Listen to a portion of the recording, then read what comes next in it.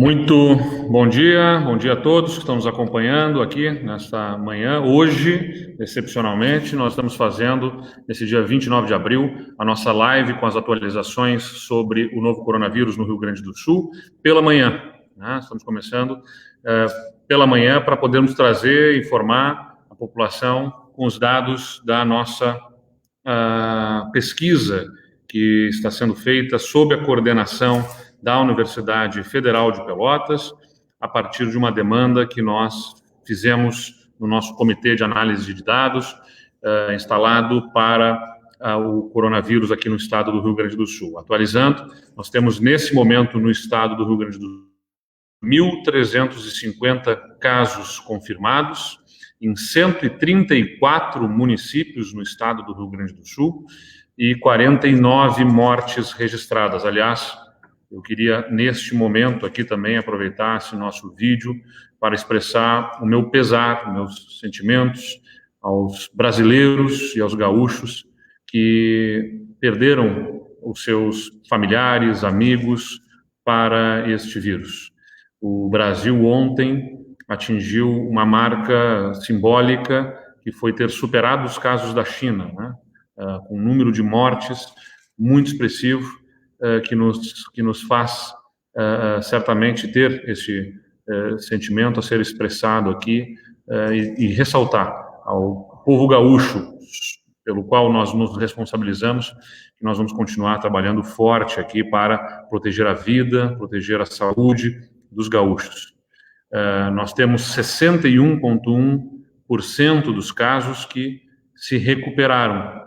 Dos casos confirmados, aqueles que não evoluíram para óbito e aqueles que não que ainda estão ativos, excetuados esses, que são os casos em recuperação. Então, nós temos 61% dos casos desses 1.350 já recuperados. É um percentual maior do que o que se observa em outros estados, porque o Rio Grande do Sul cresce mais lentamente. Nós estamos crescendo no número de casos mais lentamente do que outros estados, do que a média nacional. Portanto, o nosso número de recuperados é maior, proporcionalmente ao total de casos confirmados.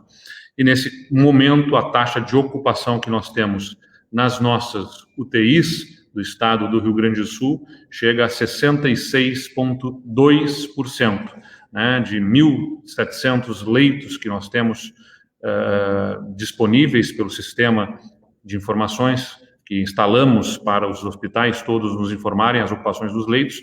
Nós temos 1.125 pacientes em leitos de UTI neste momento, nos registros que nós temos lançados pelos próprios hospitais, dos quais 151 que são de suspeitos ou confirmados de Covid-19, o que dá 13% de casos suspeitos e confirmados entre os pacientes que estão internados em relação ao que nós temos de disponibilidade de leitos. Isso é importante também, essa informação. Eu queria agradecer muito a nossa comunidade científica, nós temos apoio fundamental da comunidade científica do Rio Grande do Sul nesse projeto que a Universidade Federal de Pelotas coordena, assim como a nossa estrutura de saúde, que de forma bem distribuída pelo Estado, junto com as nossas universidades, com os nossos cientistas, nos dão a segurança dessas informações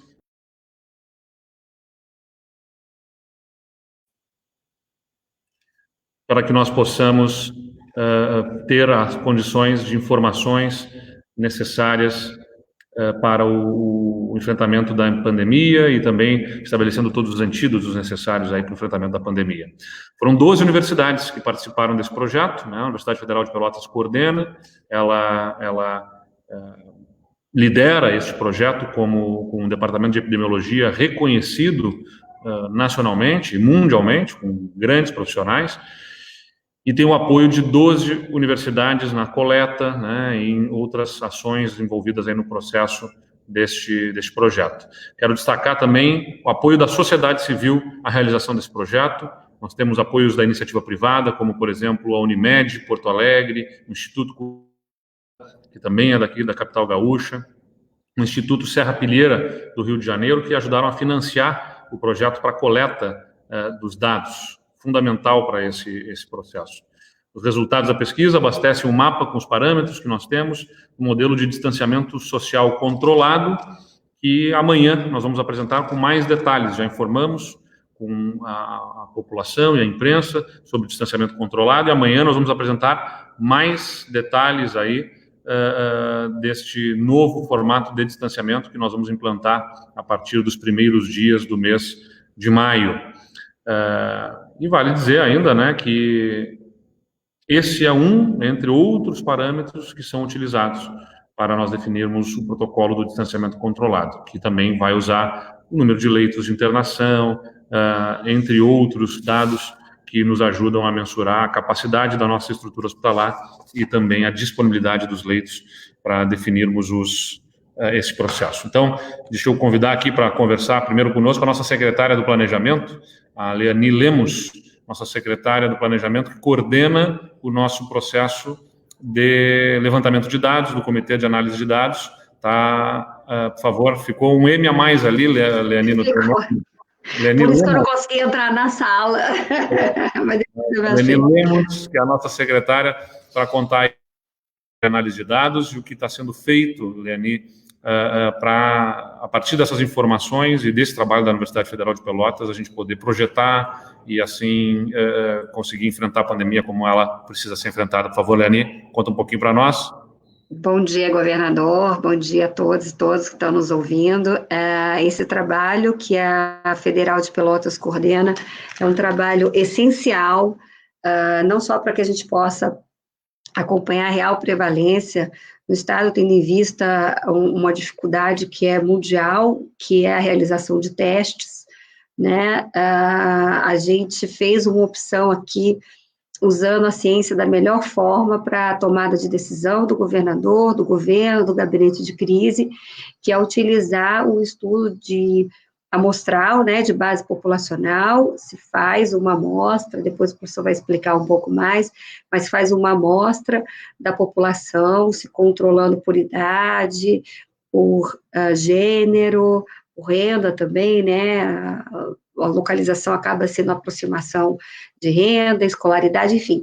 Existem controles que fazem com que essa amostra de 4.500 coletas, 4.500 pessoas, reflitam o estado do Rio Grande do Sul, né? Então, isso é de fundamental importância, porque a gente, a partir da sequência de inquéritos, muito mais do que uma rodada só, mas é o conjunto da obra, é a gente ter feito 15 dias atrás, fazer agora, mais 2 rodadas previstas aí para maio, a gente poder medir tendências, medir onde que há uma maior concentração e outros comportamentos, como o professor Pedro vai detalhar posteriormente, que inclusive, comportamentos, além da coleta, é feito um questionário, e o comportamento no isolamento social e como que é a contaminação nos lares, nas residências. Então, é um estudo inovador, é algo que o Estado do Rio Grande do Sul saiu à frente,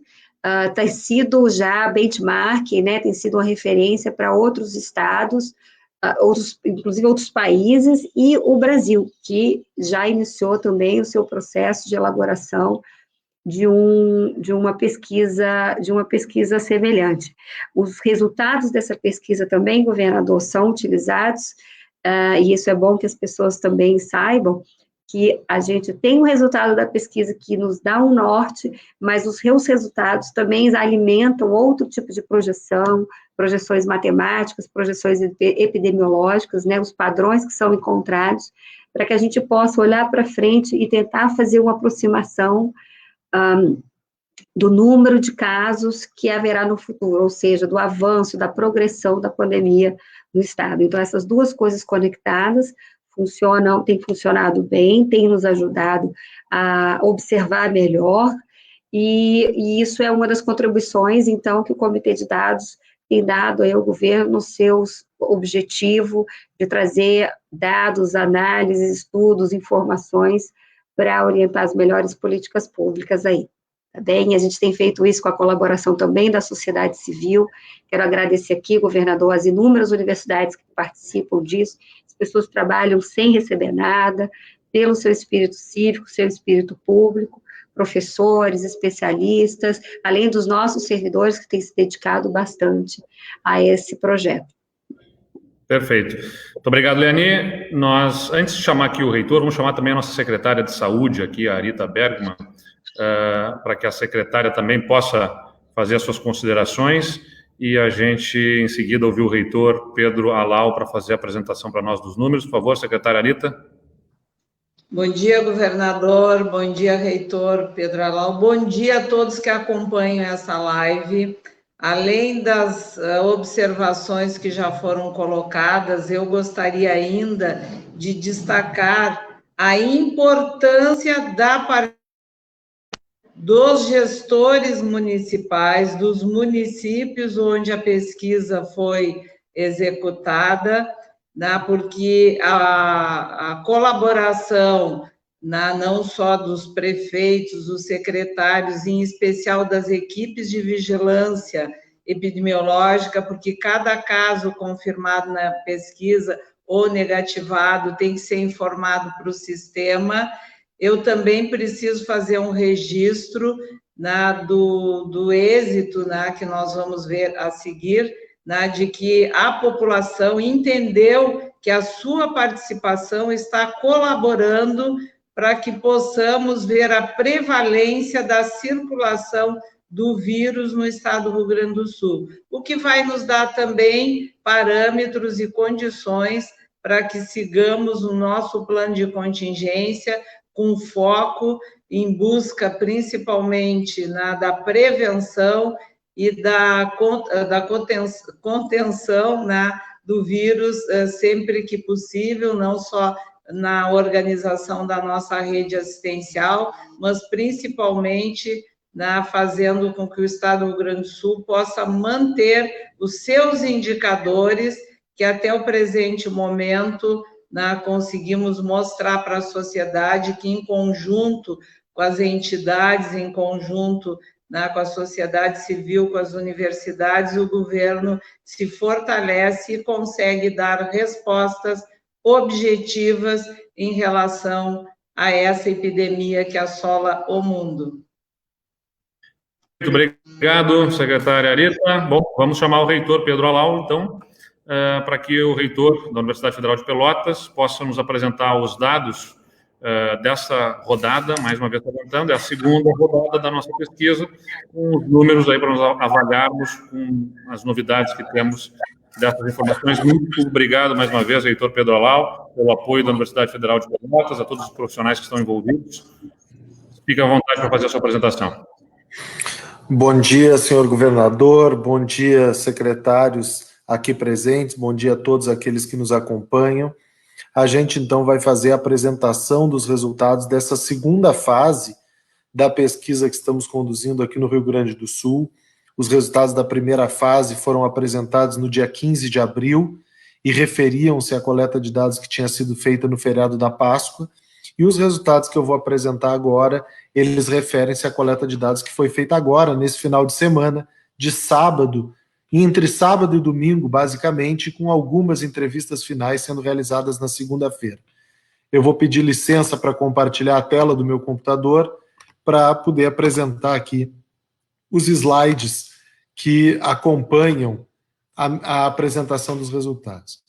Então, lembrando que nós estamos aqui apresentando os resultados de uma pesquisa que a gente tem chamado de EpiCovid-19, cujo logotipo faz essa analogia a um iceberg, porque o coronavírus, como a gente já viu, tanto nessas nossas pesquisas como em outras pesquisas ao redor do mundo, ele tem uma parte visível, que são os casos notificados, que aparecem nas estatísticas oficiais, mas ele tem uma parte que fica submersa, que é muito maior e que completa o todo dessa grande bola de gelo no caso do iceberg. Então, a gente fez questão de mostrar isso desde a figura do logotipo da pesquisa, que é uma pesquisa absolutamente inédita, depois eu vou falar mais sobre isso, mas também pela forma como ela foi estruturada, está mostrado nesse segundo slide.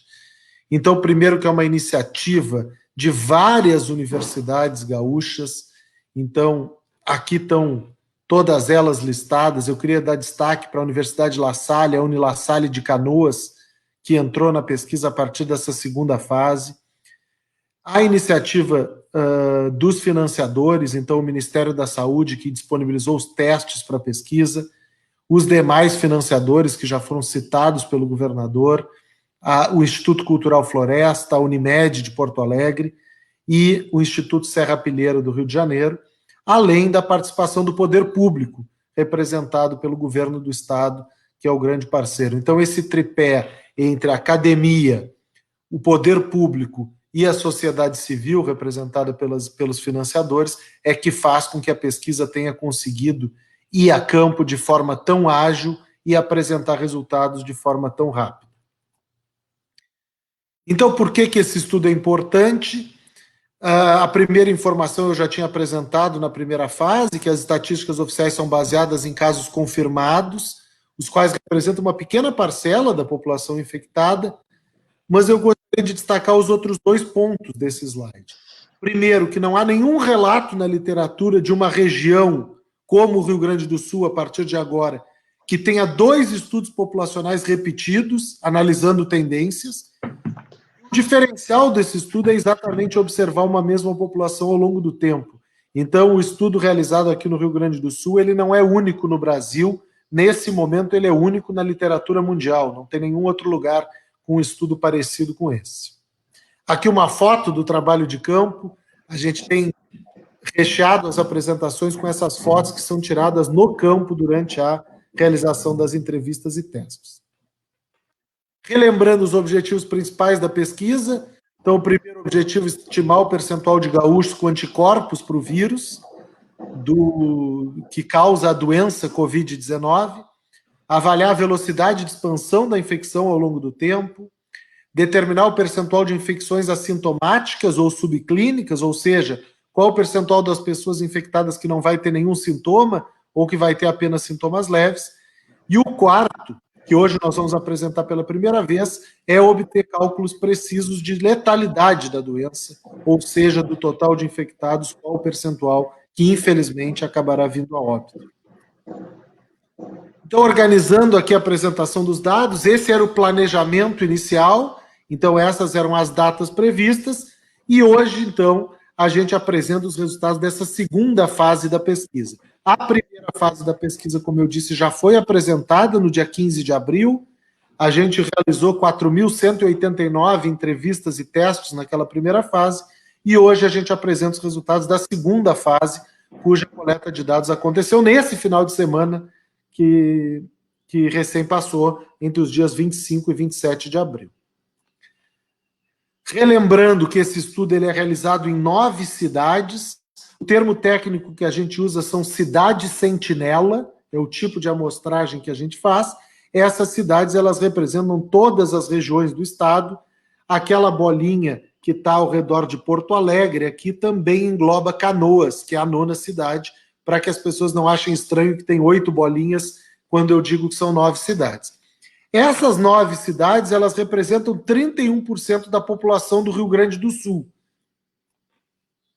E aqui, então, a gente está destacando mais algumas fotos dessa segunda fase da pesquisa, e uma frase, eu peço desculpas por ter deixado ela em inglês, mas a gente acha importante que a população entenda que o epidemiologista ele é um cientista um pouco diferente daquele modelo de cientista tradicional que fica trabalhando num microscópio dentro de um laboratório ou num outro equipamento. O epidemiologista é aquele pesquisador que vai para a rua, o nosso laboratório é a rua. Tanto que esse epidemiologista famoso, britânico, ele dizia que o epidemiologista precisa de mãos sujas, mas uma mente limpa, uma mente sã. Então, o epidemiologista é esse pesquisador que vai na casa das pessoas, ele não fica esperando as pessoas virem em algum lugar. E aqui estão algumas imagens da nossa coleta de dados realizada nos municípios aqui do Rio Grande do Sul. Uma outra coisa importante é destacar a qualidade desse teste que nós estamos usando na pesquisa. Primeiro, falar que esses testes, existem testes de anticorpos de diversas marcas. Então, o teste, quando a gente fala teste de anticorpo, a gente não está falando de uma coisa única. Assim como existem diferentes marcas de aparelhos para medir pressão arterial, por exemplo, ou diferentes marcas de balança, existem também diferentes marcas que vendem testes para avaliar anticorpos. Esse teste que a gente está usando na pesquisa, ele foi submetido já a 4 estudos de validação, e em todos esses estudos os resultados foram muito bons. Então esse teste, ele apresenta quase nada de falso positivo, então a estimativa é no máximo 1% de falsos positivos, e ele apresenta 15% de falsos negativos, que para o populacional é um percentual bem razoável. Então, no máximo, 15% de falsos negativos na amostra. E a gente gosta sempre de lembrar o que está destacado em vermelho aqui nesse slide, que esse teste, como ele é um teste de anticorpos, ele não representa a realidade do dia da coleta de dados. Ele representa uma realidade de algum tempo atrás. Por quê? Porque existe uma demora de 7 a 10 dias, na maioria dos casos, entre a pessoa ter contato com o vírus e a pessoa desenvolver anticorpos contra o vírus. Então, por até isso... Reitor, nós deixarmos isso claro, na verdade, de até 2 semanas atrás, porque, na verdade, esse tempo da formação dos anticorpos, ele pode levar este tempo, né, ainda não é bem determinado, de 5, 6, 7, até 14 dias para acusar. Mas, ou seja, o que importa é que é uma fotografia com algum delay, na verdade, né, com algum atraso aí.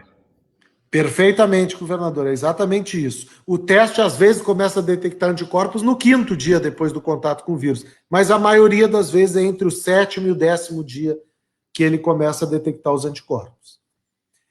Esse talvez seja o slide mais importante da apresentação, embora talvez os resultados que estão aqui apresentados possam não ser os mais relevantes, mas é que aqui a gente tem que dizer um muito obrigado à população gaúcha.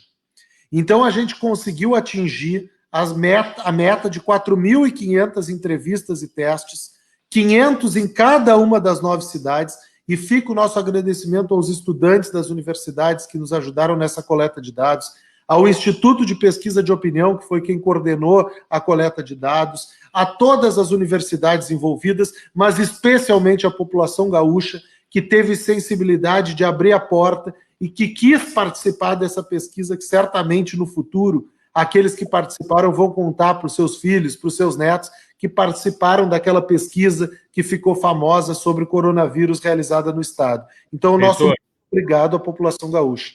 E aqui é importante também, além do agradecimento, frisar, porque eu me lembro que na outra apresentação eu vi algum comentário, alguém dizendo assim, mas tal cidade, Porto Alegre, tem mais habitantes do que as outras cidades, deveria ter mais. Então, do ponto de vista estatístico aqui, é importante ressaltar para as pessoas que depois você coloca o peso desta cidade na extrapolação dos números, ou seja, na representação do resultado que você teve, você coloca essa cidade com maior peso no momento que se faz o resultado final, né? Então, a amostra, ela é representativa de cada uma das cidades e você extrapola a população de acordo com o peso que tem cada uma das regiões, na verdade, que essas cidades estão representando, né? Então, a gente fica feliz que o governador, além de ter um diploma de bacharel em Direito pela Universidade Federal de Pelotas, ao longo das últimas semanas tem adquirido conhecimentos epidemiológicos bastante avançados. Está corretíssima a sua interpretação, governador. É exatamente isso. A gente tem uma amostra fixa em cada uma das cidades sentinela, mas quando formos extrapolar para os resultados do Estado, a gente sempre pode corrigir para o tamanho da população de cada uma das cidades. Uma outra coisa que a gente faz questão de ressaltar é que as estimativas que são apresentadas, elas sempre têm uma margem de erro. Assim como numa pesquisa eleitoral, que a população está acostumada a ver, as estimativas todas têm uma margem de erro. E uma outra questão é que quando os números são pequenos, é necessário ter cuidado na interpretação das estimativas. Vocês vão ver que eu estou avisando isso porque nesta segunda fase, embora maiores do que na primeira vez, nós ainda trabalhamos com números pequenos de pessoas com anticorpos na população. A gente só queria destacar aqui que dos 4 objetivos principais da pesquisa, O objetivo de número 3 nós não vamos tratar na apresentação de hoje, porque, já que o número de casos ainda é pequeno, fica pouco relevante analisar o percentual desses casos que não têm sintomas ou que vão ter sintomas leves. A gente vai fazer isso quando, no conjunto das 4 fases da pesquisa, ou até mais fases, que é uma coisa que a gente pode discutir depois, a gente tiver um número de casos que nos permita realizar as análises elencadas nesse terceiro objetivo da pesquisa. Então, a gente vai esperar mais um pouco para, nas próximas fases, responder esse terceiro objetivo. Todos os outros, a gente já apresenta aqui nessa apresentação os resultados. Então, aqui está o slide que o pessoal mais gosta de acompanhar. Então, nós fizemos 4.500 testes, tivemos 6 testes positivos. Então, a estimativa da população com anticorpos é de 0,13%. A gente inclui ali um intervalo de confiança, então pode variar de 0,05 a 0,29. Isso representa um infectado a cada 769 habitantes do estado do Rio Grande do Sul. E a estimativa, então, de que existam no momento da pesquisa ao redor de 15 mil pessoas com anticorpos, ou seja, que já tiveram exposição ao coronavírus no Rio Grande do Sul. Se a gente olhar o intervalo de confiança, esse número pode variar de 5.600 até 32 mil pessoas, mas a melhor estimativa que nós temos é essa, de 15 mil. Uma coisa que todo mundo sempre quer saber é como é que se compara a primeira com a segunda fase da pesquisa. Então a gente preparou esse slide, comparando os resultados das 2 fases da pesquisa e mostrando, então, por exemplo, que na primeira fase a gente estimava que existia um infectado a cada 2.000 pessoas. Hoje a gente estima que exista um infectado a cada 769 habitantes aqui do estado do Rio Grande do Sul. Então, comparando os resultados exatamente para que a gente possa avaliar a velocidade de expansão do vírus aqui no estado. Uma coisa que a gente faz questão de frisar é que uma eventual interpretação de que triplicou o número de casos no estado, embora ela seja uma interpretação possível, ela deve levar em consideração que os intervalos de confiança ou as margens de erro se sobrepõem, de forma que não há diferença estatisticamente significativa entre o percentual de casos na primeira e na segunda fase, embora, obviamente, seja possível observar que há uma tendência de aumento. Esse resultado eu vou explicar bem detalhadamente, porque esse talvez seja o resultado mais interessante dessa segunda fase da pesquisa. Esses são os lugares onde foram identificados os 6 casos, 3 em Porto Alegre, 1 em Pelotas, 1 em Santa Maria e 1 em Canoas. E na nossa metodologia, há a previsão de que no caso em que a gente identifica uma pessoa positiva, a gente testa os familiares que moram na mesma casa dessa pessoa. Então, a pessoa 1, o caso 1 de Porto Alegre, morava com mais uma pessoa em casa. Essa pessoa, então, fez o teste e deu positivo também. O caso 2, também de Porto Alegre, morava com outras 5 pessoas em casa. Uma delas estava ausente, mas as 4 demais pessoas que moravam naquela casa fizeram o teste e todas também deu resultado positivo. O terceiro caso de Porto Alegre morava sozinho, então ninguém mais fez o teste.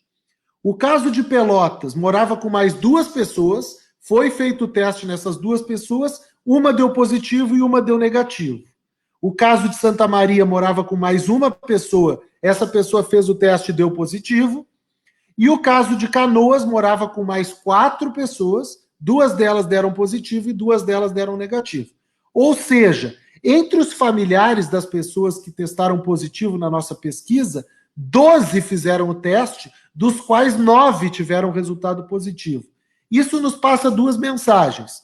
Primeiro, confirma que o teste funciona, ou seja, o baixo número de positivos é realmente porque a infecção ainda está no estágio inicial no estado. E segundo, confirma que há uma transmissibilidade alta no ambiente domiciliar, o que já era esperado devido às informações que se tem de outros tipos de pesquisa sobre a transmissão domiciliar do vírus. Sumarizando, então resumindo os resultados, para cada 1 milhão de habitantes no Rio Grande do Sul, a gente estima que existem 1.300 infectados, dos quais 108 acabarão notificados, e para cada notificado no Rio Grande do Sul existem ao redor de 12 não notificados.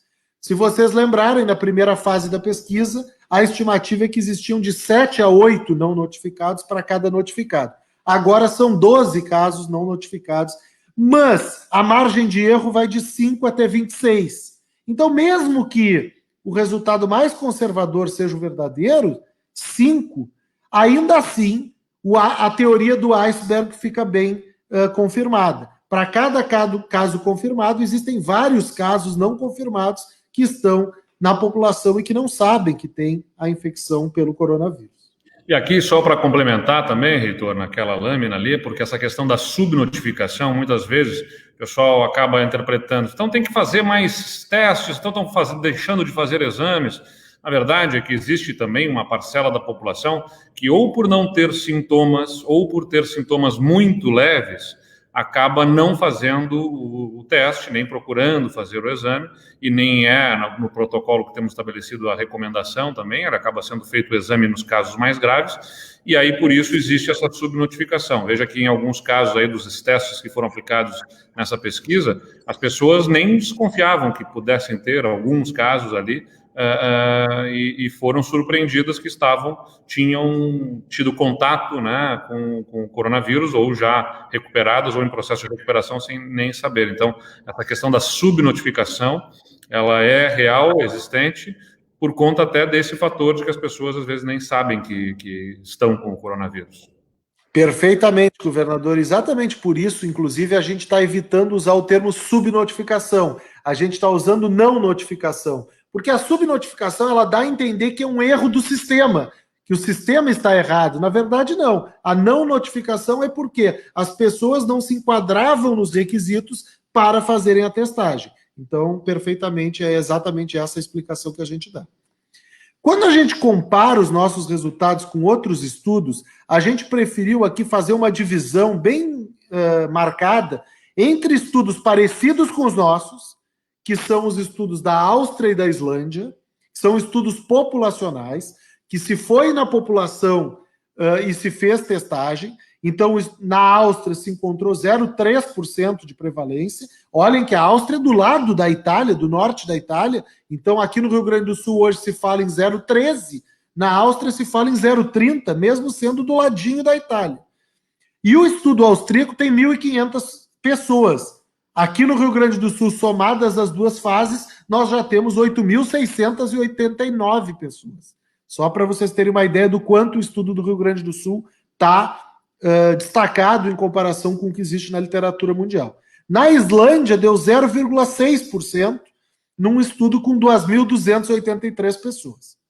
Quando a gente vem para o outro lado dessa lâmina, quando a gente fala dos estudos com voluntários, a gente sempre tem que interpretar com cuidado. Porque quando a gente chama voluntários para participar de uma pesquisa, ao invés de ir na casa das pessoas ao acaso, é óbvio que os voluntários, as pessoas que se voluntariam para participar, elas têm mais chance de ter infecção. Exatamente por isso que elas procuram a pesquisa. Mas mesmo os estudos com voluntários na Coreia do Sul e na Califórnia, nos Estados Unidos, também têm encontrado prevalências baixas de infecção. A exceção é esse estudo de Nova York. Nova York é o grande epicentro da pandemia no mundo nesse momento, e lá, num estudo que foi realizado, inclusive em supermercados, eles encontraram aí um percentual altíssimo de 20% da população com anticorpos no vírus, numa coleta de dados muito recente. Foi ali dia 23 de abril, muito parecida com a data dessa nossa segunda fase da coleta de dados. E aqui a gente traz a primeira estimativa de letalidade, com base na população. E aí a gente faz uma comparação. Se a gente fizesse cálculo de letalidade baseado nos casos notificados, então nós temos hoje 49 mortes no Rio Grande do Sul, 1.350 casos notificados. Isso é baseado nos dados de ontem, oficiais da Secretaria de Saúde do Estado. Então eu agradeço a secretária Arita por ter nos disponibilizado essas informações. A letalidade estimada seria de 3,6%. Ou seja, de cada 100 pessoas que contraem o coronavírus, entre 3 e 4 pessoas iriam a óbito. Mas quando a gente pega o total de casos da população, que é uma estimativa melhor da quantidade real de casos, a estimativa de letalidade que a gente tem é de 0,33%. Ou seja, de cada 1.000 pessoas que vão contrair o coronavírus, 3 vão, infelizmente, acabar indo a óbito. Claro que tem uma margem de confiança também dessa estimativa, então 0,33 pode ser entre 0,15 e 0,87. Mesmo o limite superior ainda é muito menor do que a letalidade se fosse calculada com base nos casos notificados. Esse resultado, para nós, também é um dos resultados mais importantes. A gente pergunta para as pessoas, para essas 4.000 e poucas pessoas que a gente entrevista em cada fase da pesquisa, o quanto que elas estão aderindo às medidas de distanciamento social. Até porque o distanciamento social, embora ele tenha um papel do Estado, através dos decretos, um papel das prefeituras, através dos seus decretos municipais, mas a população tem um grau de adesão a essas medidas governamentais.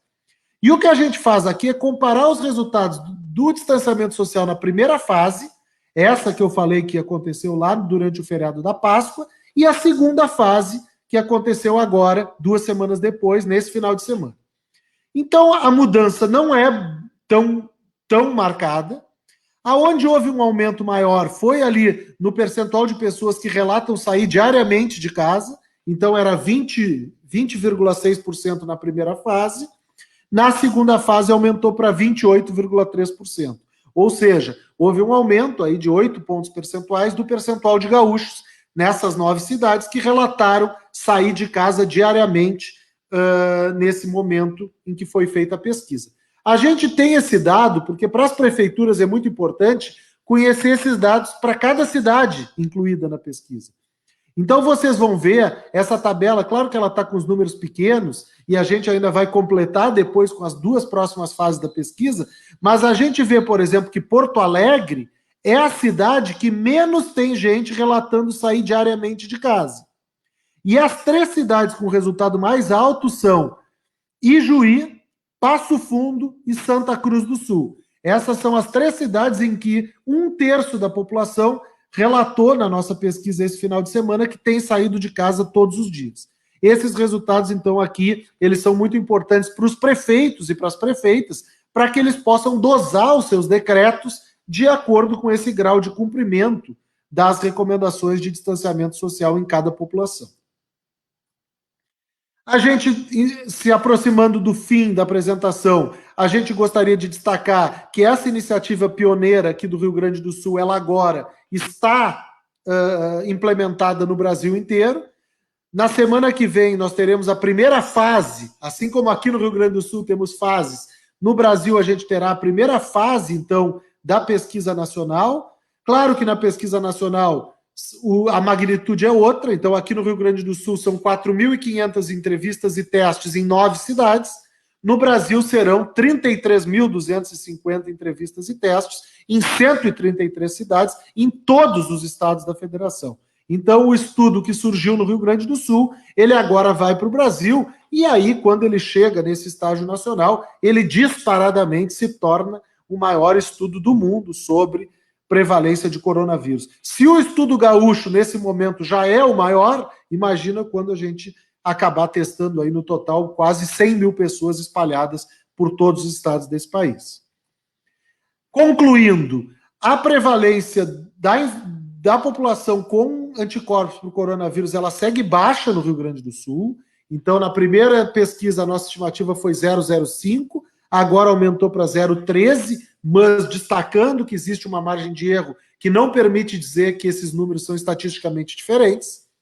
A gente entende que é recomendado testagem e busca ativa dos contatos dessas pessoas que testam positivo, porque ainda há possibilidade, com essa estimativa de 15.000 casos no total do estado, ainda há possibilidade da identificação dos infectados e da sua rede de contatos para a gente impedir a disseminação ainda maior do vírus no estado. Assim como em pesquisas prévias, a gente encontrou que os casos confirmados representam uma ponta do iceberg, então nesse momento representam 12 vezes, os casos reais são 12 vezes mais do que os casos notificados, e existe uma superestimativa da letalidade quando a gente trabalha com casos confirmados. Mas a gente faz questão de destacar, com muita ênfase, que a letalidade varia muito com a idade. Essa estimativa de 0,3% na população como um todo, ela não é a mesma na população de 60 anos ou mais, é bem maior.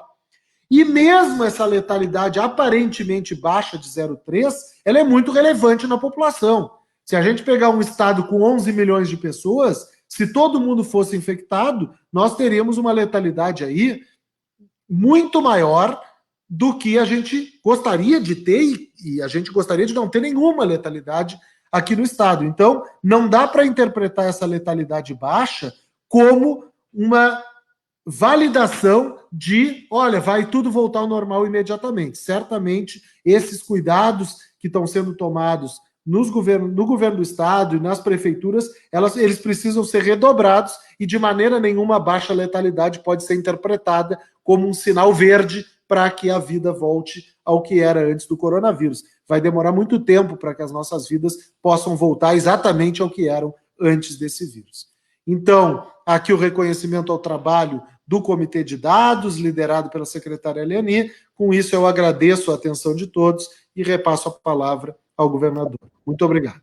Muito obrigado, reitor Pedro Alau. Vamos direto aqui às perguntas, né, que estamos recebendo. O Ramiro Brites, do grupo A Hora, nos pergunta: em Lajeado, os leitos de UTI Covid estão todos ocupados.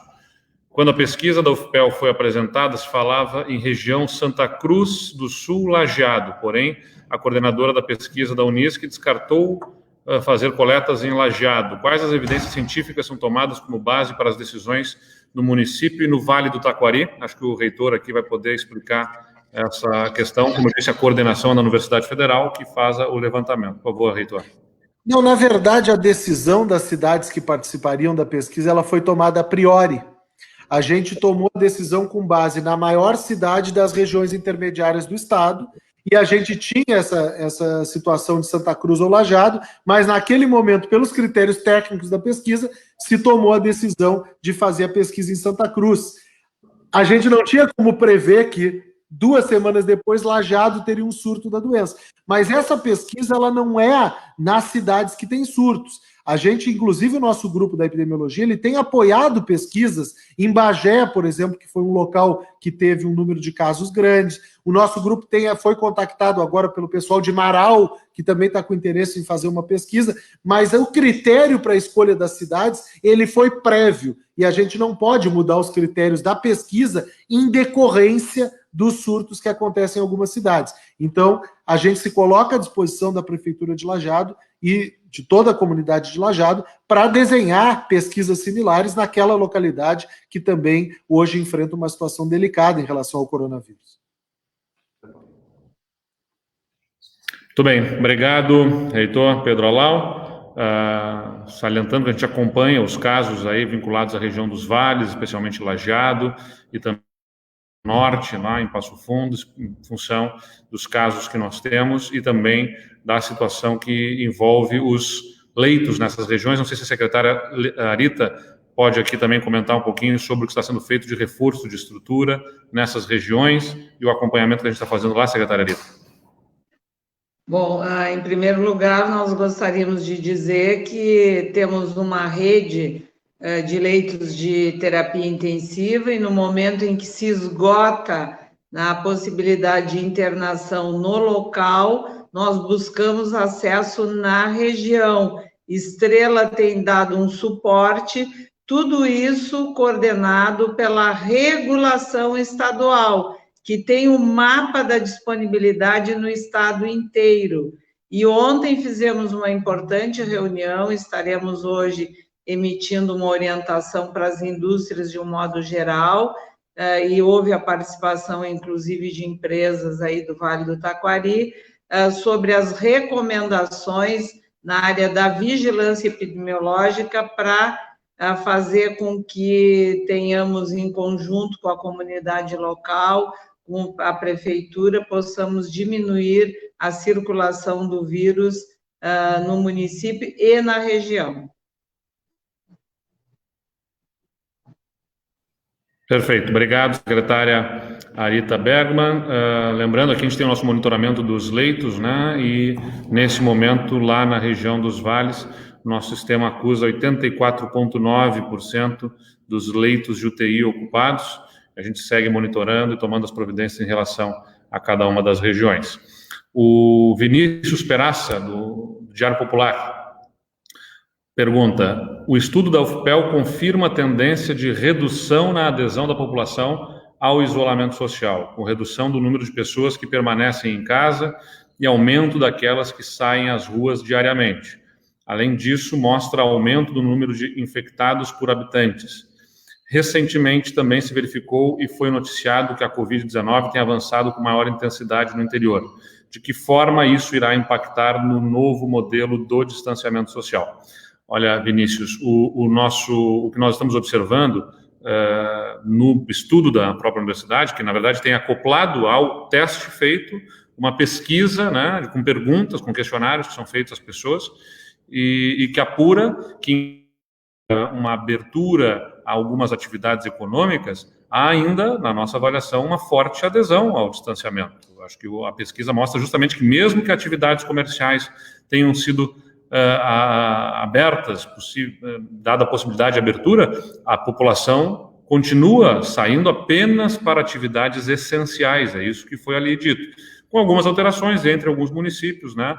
Mas isso é também o que acusa os nossos dados das informações digitais, né, dos aplicativos que temos, que nos ajudam a entender qual é a adesão das pessoas ao distanciamento. Só para ter uma informação aqui, que eu já até falei em umas outras lives nossas, no período anterior ao distanciamento, cerca de 17%, 15% a 20% da população ficava em casa, segundo este levantamento, que apura se o celular não saiu da região onde está a casa.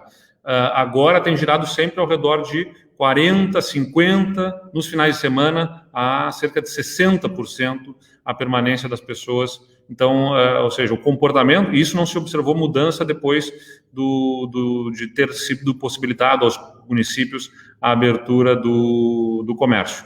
Então, ainda há bastante adesão, observando, isso tem sido muito a razão do sucesso do Estado do Rio Grande do Sul, na média nacional abaixo, né, do número de casos dos outros estados, na velocidade com que se evolui também o número de casos no Rio Grande do Sul, abaixo da velocidade observada no Brasil, da média brasileira. Então, a gente tem observado esse sucesso e agradece aqui a população que tem aderido a essa recomendação. A liberação controlada de atividades é porque nós projetamos ter que conviver por longo tempo com as medidas de distanciamento e, portanto, elas vão precisar ser equilibradas com atividades econômicas, porque se torna impossível, como eu tenho dito, pelo efeito colateral que tem esse tratamento do distanciamento, nós temos uma convivência com esse tipo de distanciamento por longos meses, né? As pessoas precisam minimamente ter condições de sustento, a atividade econômica precisa acontecer com todas as restrições.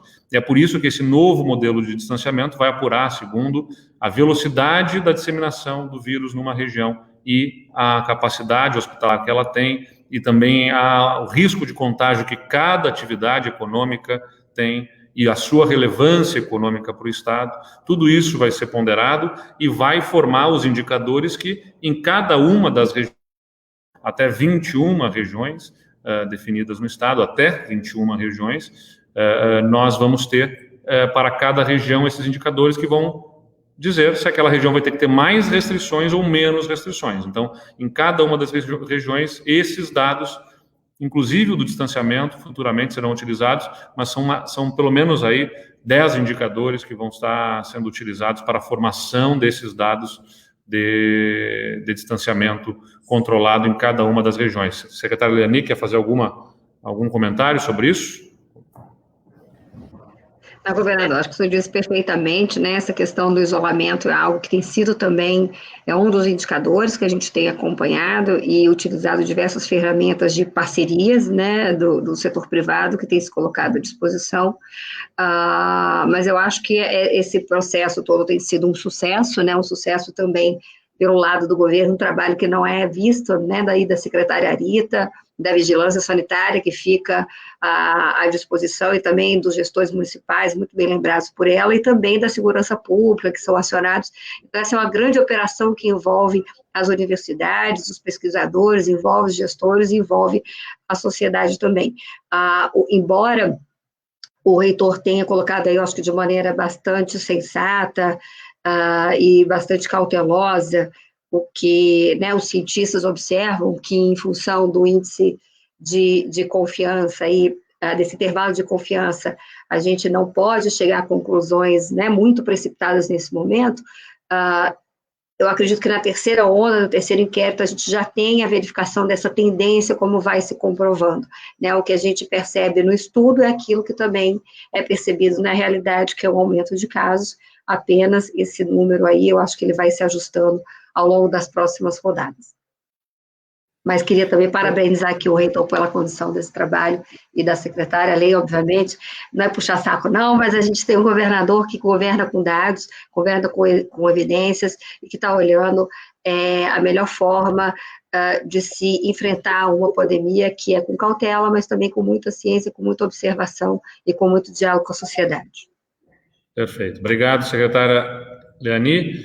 O Carlos Holcim, da Zero Hora, nos pergunta: a Secretaria de Saúde anunciou que na terça publicaria uma portaria com medidas mais rigorosas de higiene e distanciamento entre os trabalhadores frigoríficos.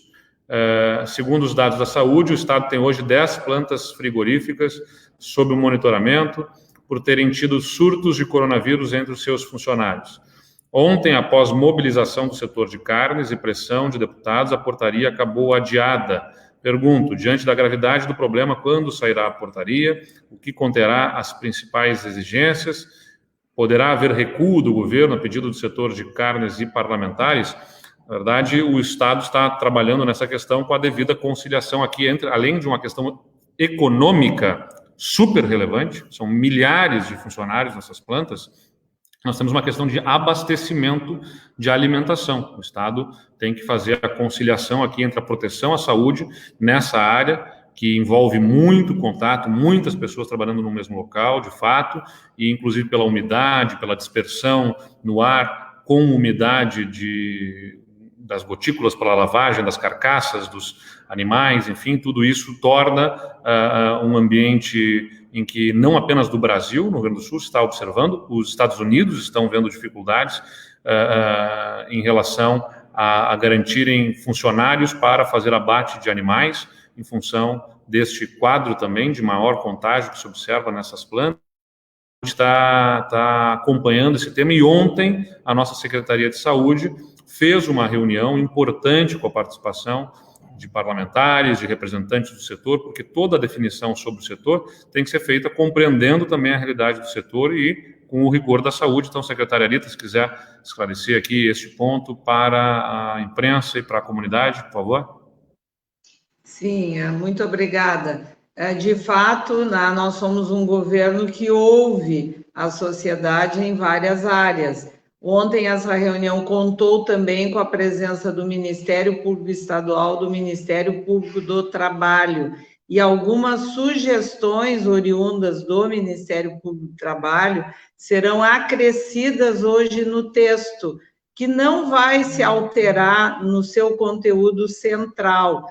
O que eu gostaria de reafirmar aqui é o seguinte: esta portaria será para as indústrias de um modo geral, né? Porque o regramento, os cuidados, os protocolos em relação ao trabalho deve ser seguido em qualquer instituição para evitar, né, o vírus no ambiente de trabalho, desde o transporte, das aglomerações na chegada, nos refeitórios, nos vestiários, dentro da própria empresa. Então, essa portaria está pronta agora no final da manhã e pretendemos hoje, né, como sempre fazemos, dar a devida publicidade, fruto deste trabalho de várias mãos, mas certamente tendo o cuidado necessário para preservar a vida das pessoas, mas também o abastecimento que todos nós dependemos. Tá, penúltima pergunta aqui, Rosane de Oliveira, da Zero Hora. A pesquisa não detectou nenhum infectado em Passo Fundo, que é onde tem um dos maiores índices de contaminação. Isso não afeta a credibilidade da pesquisa? Antes de passar aqui ao reitor Pedro Alau, na verdade, o que a pesquisa demonstra é que o maior número, o esmagador número, é de não infectados. Né? Então, como o número de prevalência ainda é muito baixo, não detectar numa cidade, mesmo que a gente tenha mais casos diagnosticados lá, não significa que lá ainda não seja também esmagador número de não infectados, ainda que tenhamos mais casos diagnosticados. Mas eu vou pedir ao reitor que possa explicar também essa pergunta, que ele até sorriu ali porque sabia que essa pergunta viria, né, reitor? Então, em primeiro lugar, muito obrigado, Rosane, pela pergunta. Nós estávamos prontos para respondê-la. Exatamente porque Passo Fundo tem 200 mil habitantes. Né? Estava olhando aqui para dar a resposta exata, a estimativa de 203 mil habitantes em Passo Fundo. Então, quando tu tem uma prevalência da população com anticorpos tão pequena, não é surpreendente que numa amostra de 500 pessoas, que é o que nós temos em cada cidade, não seja sorteada nenhuma pessoa que deu positivo. A gente fez analogia ontem, numa conversa com o governador, que isso é um pouco parecido com aquela pesquisa eleitoral, o governador esperando nunca estar nesse local, aqueles candidatos que têm uma intenção de votos abaixo de 1%. É óbvio que numa pesquisa eleitoral, com candidatos com percentual de votos estimado tão baixo, é possível que num total de entrevistas não tenha ninguém que diga que tem intenção de votar naquele candidato. A nossa margem de erro da pesquisa, Rosane, ela é muito menor quando a gente trata o Estado como um todo do que quando a gente trata as cidades isoladamente. Se nós quiséssemos fazer uma pesquisa para saber o percentual da população com anticorpos em Passo Fundo, a gente não trabalharia com 500 pessoas em cada fase, a gente trabalharia com um N maior. O objetivo dessa pesquisa é o Rio Grande do Sul. Então, não é uma grande surpresa, isso acontece de forma bastante comum em situações similares em que a infecção é tão baixa, e a credibilidade da pesquisa seria prejudicada se o teste não fosse capaz de detectar o anticorpo. Esse seria o problema. E todas as evidências que nós temos é que o teste está funcionando muito bem. A gente faz validação e o teste acerta quase sempre.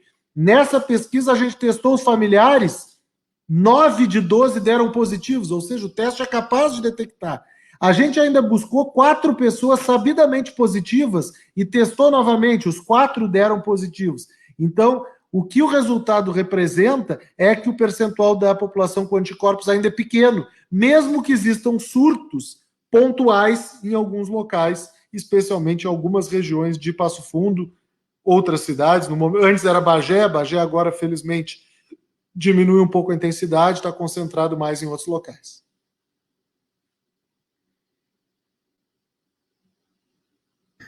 Muito obrigado, reitor. Acho que essa é muito importante, né, ser respondida, porque, de fato, se nós tivéssemos aqui, se nós pegarmos os casos de Passo Fundo lá, são 130 casos notificados neste momento de Passo Fundo, e multiplicarmos eles por 12, admitindo que a subnotificação lá está no mesmo valor que nós falamos aqui, de 12 vezes abaixo do real caso, significaria dizer que Passo Fundo tem 1.560 casos em 200 mil habitantes. Isso significa 0,7% da população de Passo Fundo. É como buscar esse 0,7%. Os candidatos que fizeram, como falou o nosso reitor aqui, os candidatos fizeram menos de 1% e que acabam não sendo detectados na pesquisa por conta de um valor ainda muito baixo.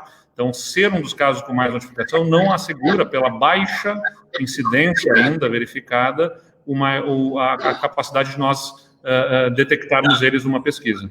Na primeira fase, governador, Porto Alegre não teve nenhum caso. Na segunda fase, teve 3 casos. A gente sempre se preocupa com o resultado do Estado mais do que com o resultado individual de cada cidade. Eu também me lembro, só para corroborar isso aqui, reitor, que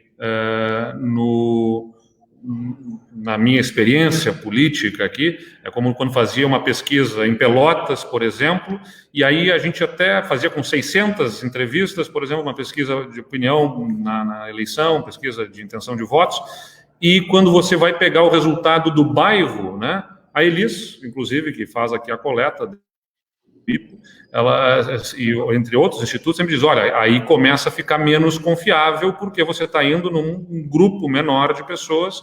Então, o Estado, a gente tem 4.500 entrevistas, e este resultado, né, depois quando você vai observar local a local, vamos dizer até, se nós fôssemos pegar bairro a bairro, vai ficando cada vez menos estatisticamente relevante, porque aí significa é certo, né, uma parte do todo. A última pergunta aqui, a Paula Sperbe, da Folha de São Paulo, nos pergunta, na projeção de letalidade se usa as mortes notificadas, mas não há estimativa das mortes não notificadas, considerando o aumento de mortes por síndrome respiratória aguda grave. É um ponto importante esse, que até eu primeiro queria que a nossa secretária Rita Bergman pudesse falar aqui sobre todo o trabalho feito pelo nosso laboratório central com prioridade aos exames de pessoas, de óbitos, né, para que nós não temos, ou o que nós temos de represamento em exames para os casos de óbitos, secretária Rita.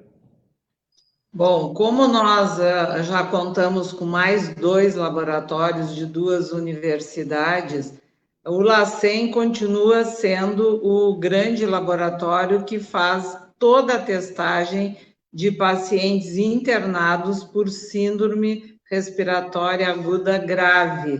Sempre que há um óbito, ele é notificado, mesmo não tendo ainda sido feita a testagem.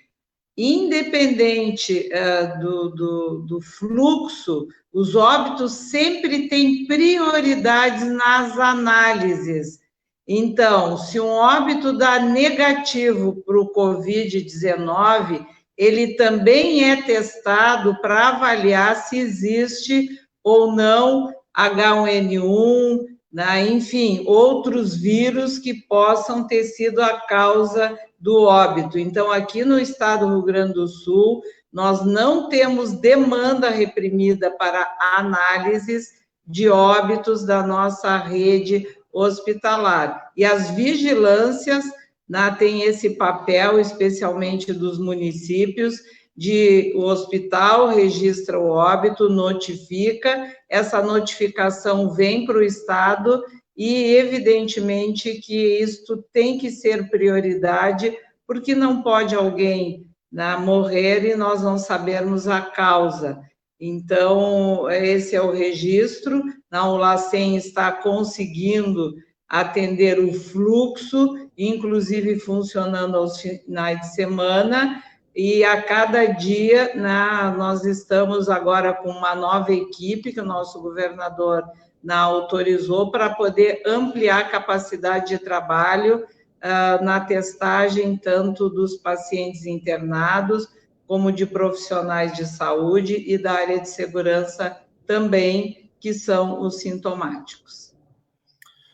Muito bem, e ressaltando que a gente também vai fazendo, né, esses exames, eles podem até demorar algum dia, mas como aconteceu recentemente em que nós tivemos a confirmação de óbitos de datas anteriores. Então, por exemplo, nós tivemos agora mesmo a confirmação de mais um óbito, estamos com 50 óbitos, não de um óbito acontecido agora, mas de um óbito que ocorreu no dia 26 de abril, e que foi confirmado, então aumentou essa estatística mesmo sendo anterior. Então nós investigamos e buscamos informações de todos os óbitos e estamos também levantando as informações em relação às respiratórias e também de outras doenças e outras causas de morte, inclusive indo atrás de informações junto aos próprios cartórios nas certidões de óbitos aí, para que a gente possa ter esse dado e essa informação do estado do Rio Grande do Sul. Quero agradecer mais uma vez aqui ao nosso reitor, Pedro Alau, agradecer a nossa secretária, Rita Bergman, a nossa secretária Leani Lemos. Eu tenho já uma reunião que já estou em atraso aqui com o novo ministro da Saúde, uma reunião por videoconferência com os estados do sul do Brasil.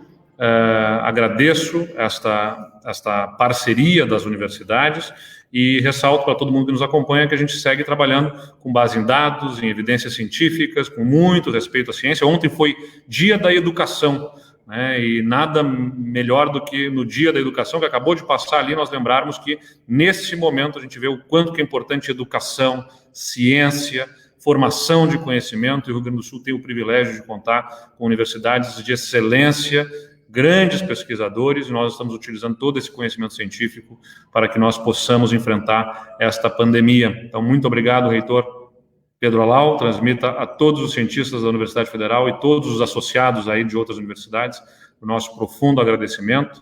Obrigado à secretária Leani, que coordena esse trabalho no Comitê de Dados, e também obrigado à nossa secretária firme no enfrentamento lá na Secretaria de Saúde de toda a política de enfrentamento a essa pandemia. Muito obrigado a todos. Nós vamos encerrando aqui o nosso vídeo. Até a próxima live com as atualizações do coronavírus.